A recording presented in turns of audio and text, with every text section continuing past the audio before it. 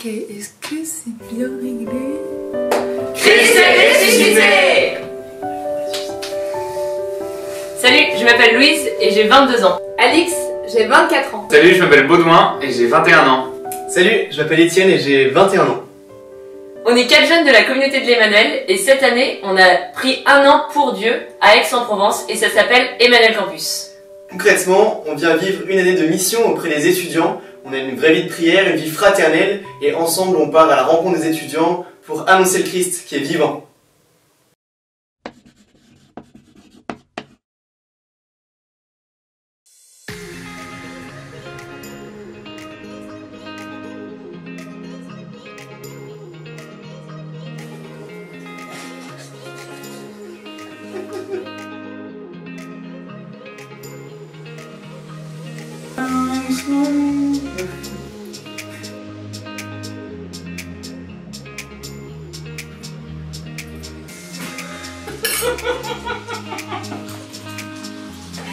Je t'aime en fait...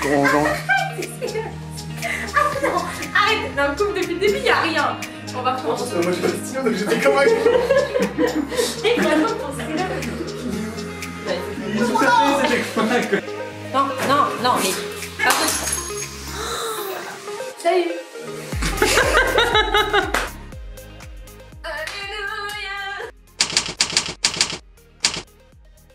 Le Christ est ressuscité. Aujourd'hui, on a vécu une Pâque particulière, chez soi, peut-être en petit groupe, famille. En tout cas, on n'a pas reçu Pâque en tant que peuple. Et est-ce qu'on peut parler d'une petite Pâque ou d'une fausse Pâque? Non, Pâque n'a pas été gâchée, car le Christ est vraiment ressuscité. En effet, on a l'habitude de fêter Pâques en peuple et là, aujourd'hui, concrètement, ce n'est pas possible de le fêter en assemblée. Mais en fait, regardons dans la Bible. Jésus, il apparaît d'abord à un petit groupe de personnes. Il apparaît dans la tradition de l'Église en premier à Marie. Donc en fait, toi qui es tout seul chez toi, Jésus ressuscité peut venir dans ton confinement. Et il apparaît aussi, par exemple, aux disciples d'Emmaüs qui sont 2, ou aux 11 apôtres, en fait, qui étaient aussi confinés par peur des Juifs et par peur des Romains. Et Jésus passe, en fait, à travers les murs. Et aujourd'hui, Jésus, et donc cette joie du ressuscité, Jésus qui est ressuscité, passe à travers les murs de notre confinement. Christ est ressuscité. Et pourtant, ça a l'air de rien changer d'apparence dans notre monde. Mais, et c'est définitif, le Christ a vaincu la mort. Il a vaincu le monde.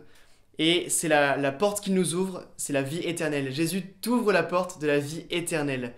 Et c'est notre espérance. Alors laissons-nous habiter par cette espérance de la vie éternelle. Tu vas sortir.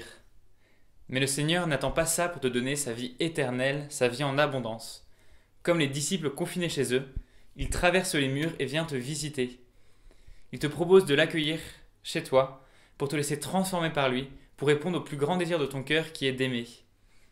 Alors comme les disciples, tu peux continuer à prier, continuer à vivre avec Jésus pour te laisser modeler par l'Esprit Saint et que ton cœur soit prêt au moment de ta sortie à vivre une vraie Pentecôte.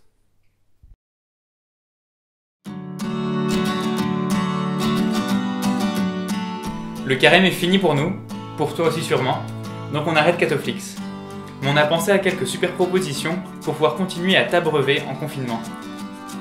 Il y a d'abord une série sur YouTube qui s'appelle La Traversée, faite par un prêtre du diocèse de Toulon et qui tous les jours propose des enseignements, des messes en direct, des prières pour pouvoir continuer à avancer avec le Christ et vivre cette traversée du confinement.